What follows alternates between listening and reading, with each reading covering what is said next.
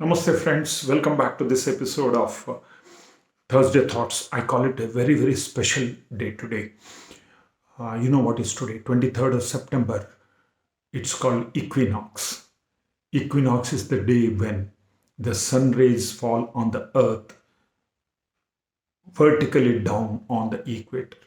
As a result, what happens is the day is divided, the 24 hours of a day is divided equally among the day and night, 12 hours day and 12 hours night. It happens only twice per year, as you all know, June 23rd or 22nd and September 23rd. These are the two dates.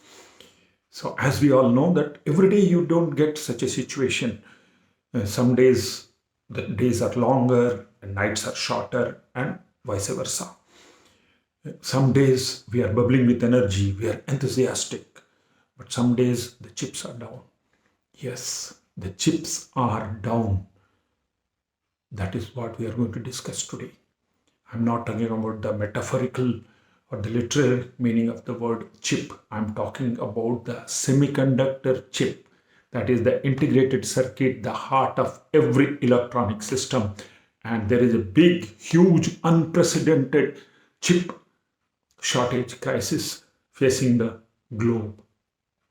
As a result, you know what is happening? Today, the Quad on 24th of September, the Quad, that is the strategic global leaders of the US, the Australian government, Japanese government, and the Indian Prime Minister, they are supposed to discuss the global crisis and they are going to address this issue of the chip crisis. Now, let us see how all this has started. Where is the genesis of this particular problem? It's very simple.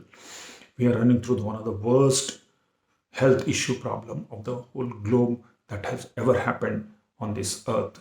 After maybe 1980s, we are facing this pandemic situation right now, which is going for the second year in running. We don't know, we are not too sure when it's going to end. So as a result, all the factories, including the semiconductor factories, were shut. So as a result, there were no semiconductor devices being manufactured by the huge manufacturers like the Intel, the National Semiconductors, name anything, either the Texas Instruments, all that are in US or in small countries like Thailand, Singapore, Malaysia, so and Japan and China. If they are not producing, then the chips are not being supplied. The supply chain management got hit. As a result, all these devices which are being the biggest users of these chips and most importantly the biggest industry in the whole world is that is of the automobile industry. So that is the hardest hit industry of the world. Now, when the pandemic started, people have stopped going out. So as a result, they started working from home. When they started working from home, you want to use your laptops. So the demand for the laptop, the demand for the PlayStations, demand for the smartphones also gone up like anything. As a result, the chip manufacturers have diverted their production capacity towards these type of chips. And the biggest hit is the automobile industry. Any big player, you name them, General Motors, the Toyota, the Ford, all over the world are facing the crunch of this crisis, of the chip shortage. Today, on 23rd of September, at the White House, the economic advisor of the president of US, Joe Biden, and the commerce secretary, they are meeting all the chip manufacturers of the huge chip manufacturers of the world to see how they can tide over this crisis.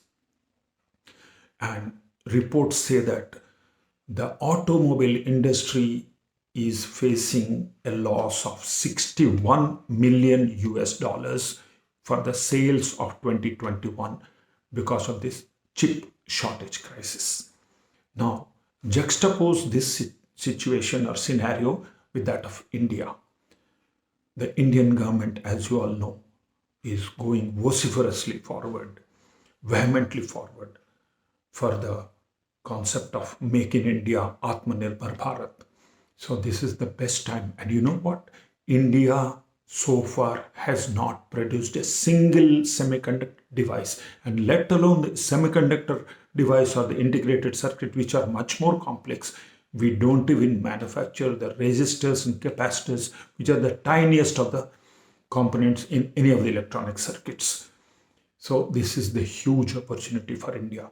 What is the semiconductor ecosystem in India? It's awful. Way back in 2007, there was a small initiative by the then government. Intel had plans to open shops or factories in India, but because the incentives being provided by the then government was not attractive enough, they shifted to China or Malaysia. 2013, similar thing happened. 2020, Government of India has put up an expression of interest for manufacturing of the electronic devices in India. And 2021, the chairman of Tata conglomerate, Mr. N. Chandrasekharan, has gone on record telling that he will go into the production of semiconductor devices in India.